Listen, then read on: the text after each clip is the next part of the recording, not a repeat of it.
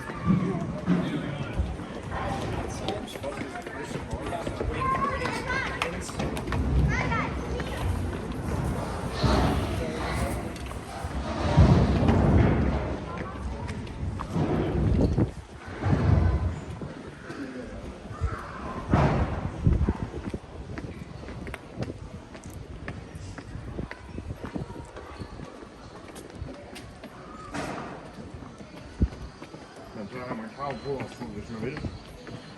Og så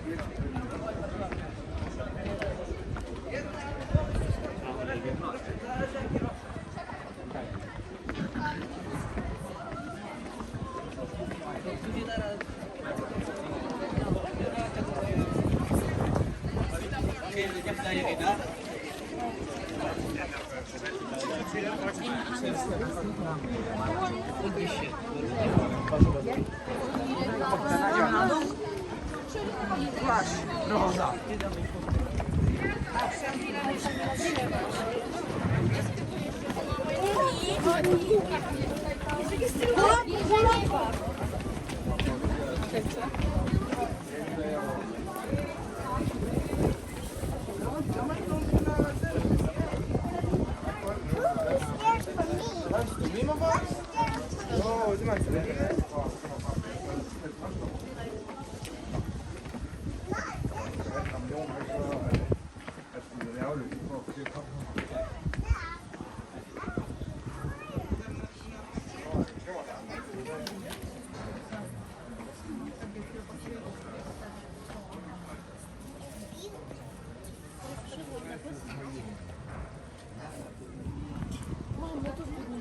Я ще бачила, тут хлопці 20 делают.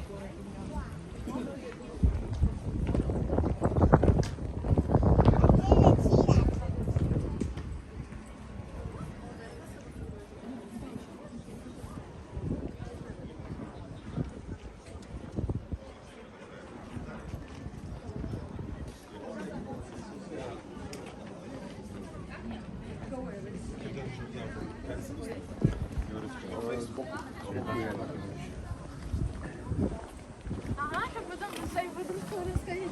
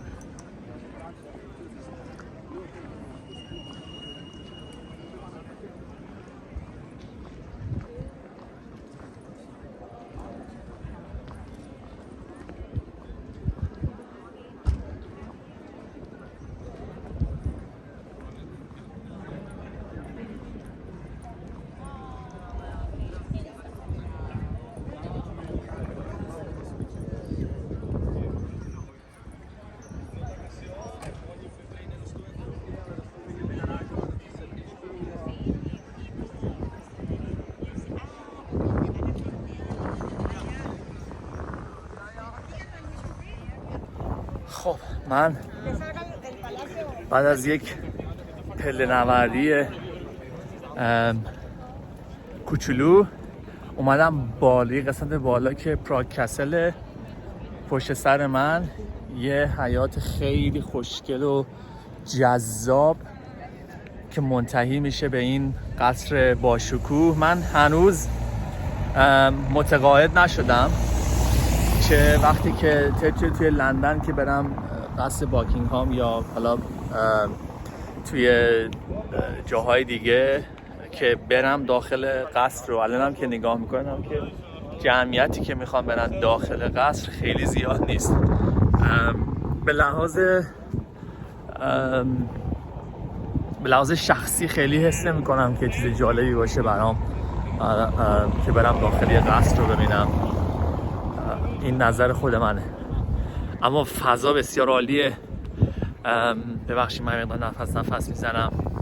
خیلی خوبه، هوا خیلی خوبه. چون من از پلا داشتم میمدم بالا، یه مقدار فیلمم گرفتم، یه کوچولو خسته شدم ولی آدم نفس میزنم، ولی فوق العاده است.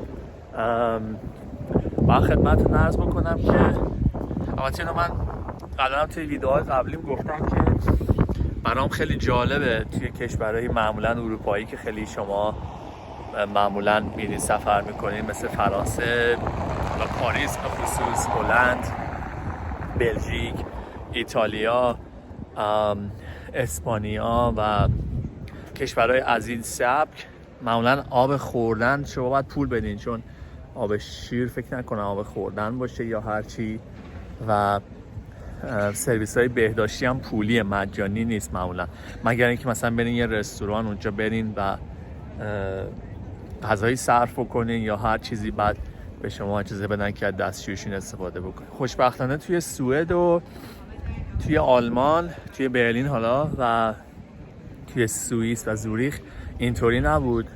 هم آب آشامیدنی همه جا بود، به خصوص توی سوئد، توی استکهلم و زوریخ و توی پراگ هم یه سری جاها اینطوریه که بهتون آب آشامیدنی میدن، مشکلی نیست، اما یه سری جاها هم پولی حساب میکنن و خیلی بده. یعنی من به لحاظ انسانی حس میکنم که این از اصلی ترین نیازهای انسان بخوان درآمدزایی کردن یه مقداری چیز برام سوال برانگیزه. از طرفی هم به خاطر اینکه جمعیت خیلی زیاده و هزینه داره نگهداری از سرویس های بهداشتی، برام متقاعد کننده است که بخوان هزینه دریافت کنن. اما من رفتم استارباکس یه مقداری گوشیمو شارژ بکنم، بعد دیدم که یک دختر خانم بیچاره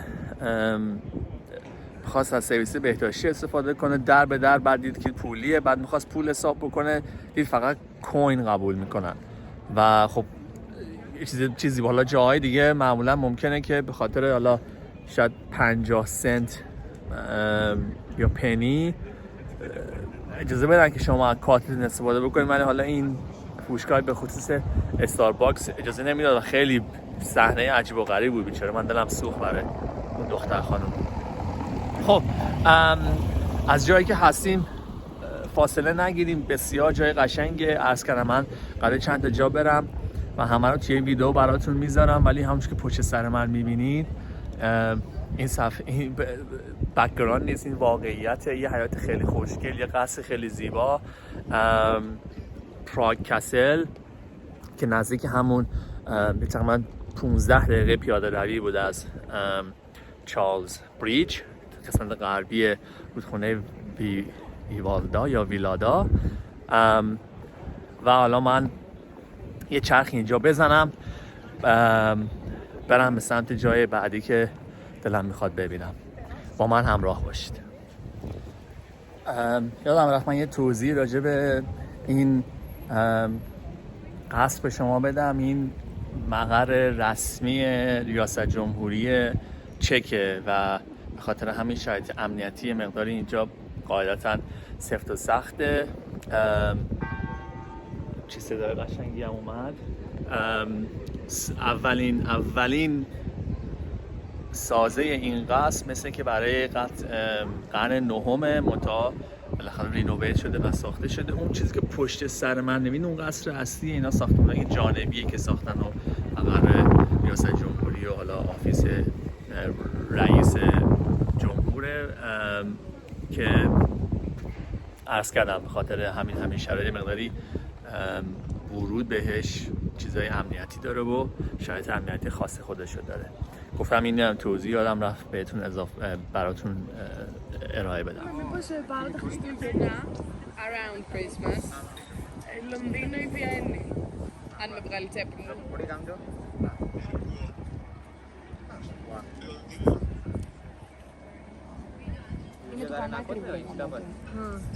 Around the time.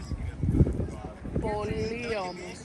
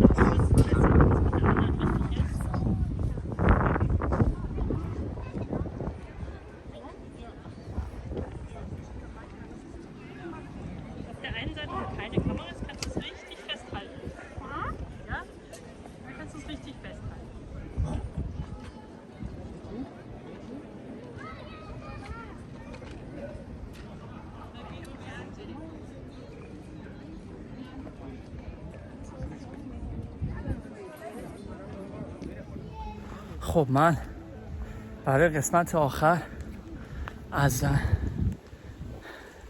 برنامه امروزم، البته روز همچنان ادامه داره ولی راه برگشت و من شب برنامه‌ای دارم برای که برم یه کنسرت اپرا. خیلی مشتاقم. فکر نمی‌کنم متاسفانه بتونم فیلم بگیرم، اما برای قسمت آخر سفرم و گشت گذارم به پراگ اومدم برج پترین که یک سازه فلزیه که حتما بهتون نشون میدم. خیلی شباهت داره به برج ایفل. از بالای من تقریبا چیز نیم ساعت کوهنوردی داشتم از طریق پله، بعد یه جا راهو گم کردم همشون همجوری مستقیم بیام. خیلی ضربان قلبم رفت بالا و بالاخره رسیدم. پشت سر من این برج خوشگل رو که میبینید قراره بریم، امیدوارم بتونم برم بالا، بلیط باشه برم بالا و از اون بالا شهر پراگ رو خدمتون نشون بدم. این برج رو سال 1981 ساختن و بیشتر جنبه تفریحی و سرگرمی داره و جزء چیزای توریستیه. حالا شاید احتمالاً استفاده مخابراتی هم ازش میشه. چیزی که برام خیلی جالبه اینه که توی لندن هم بود که گیت بود، خیلی گیت های مختلف، خیلی هاش تبدیل شده به ساختمون و خیابون ولی بعضی هاشو نگه داشته بودن توی لندن به خاطر حالا شرایطی که هست. توی پراگ هم قسمت های مختلف قلعه طوری بود برای نگهبانی. معلومه که حالا یه چیز چند پاره بوده، چند پادشاهی بوده، هرچی متاسفانه راجع به تاریخ چک نمیدونم، اما گوشه گوشه جاهایی بود که قشنگ معلومه حالت قلعه طوری و نگهبانی طوری داشت که خیلی به چهره الان شهر زیبایی میبخشه. مطابق تاریخ قبلش که چه بوده و چه ها گذشته متاسفانه من نمیدونم. خدمتتون عرض بکنم که هوا خیلی خوبه، خیلی خوبه. فقط میگم من مقداری پیاده روی داشتم، ضربان قلبم رفت بالا. ان شاءالله میریم بالا، حتما براتون ویدیو خواهم گرفت و بیشتر راجع به این شهر زیبای پراگ صحبت خواهیم کرد. با من همراه باشید.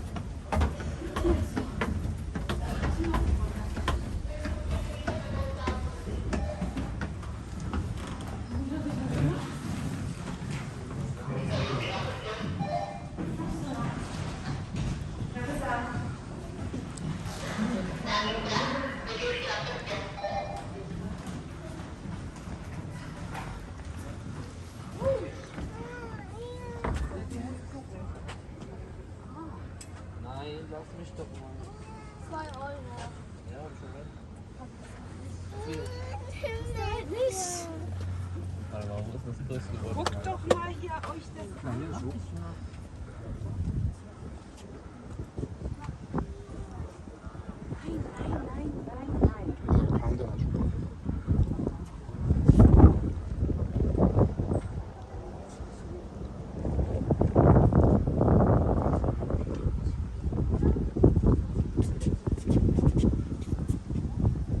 خب من رسیدم بالا.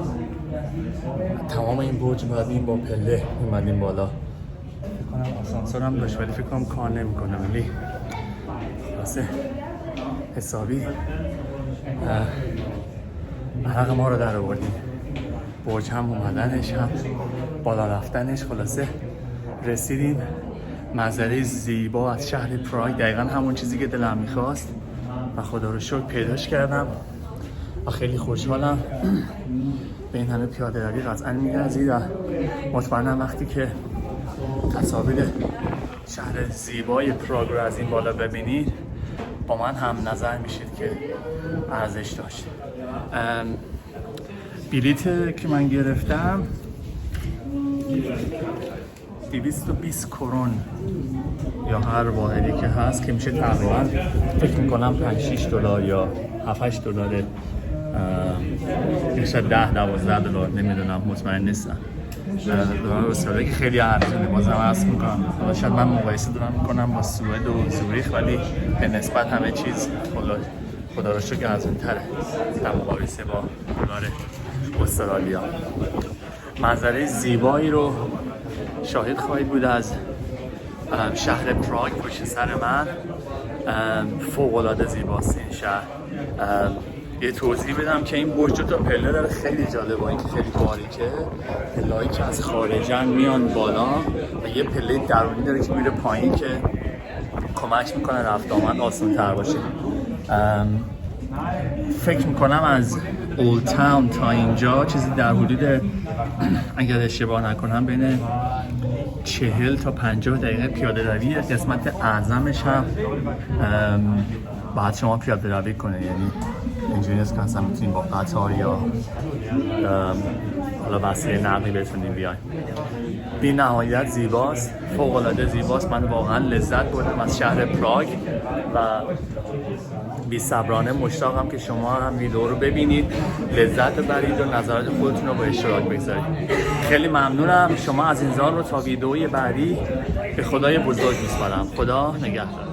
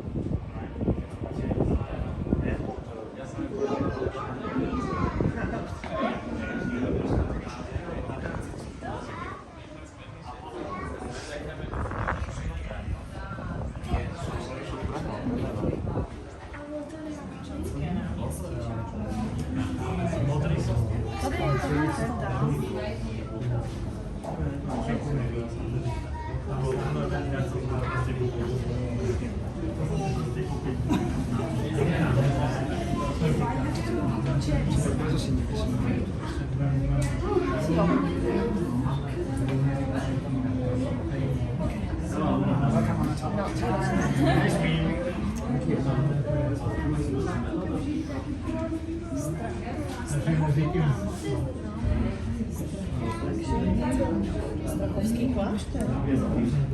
To mogę My colleague is already here, so it's great.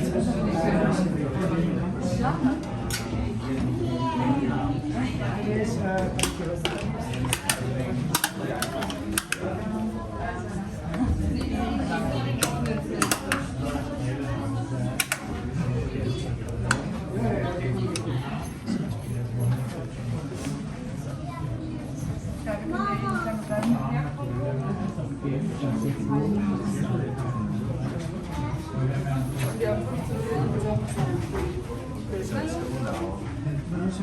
La usa Elena.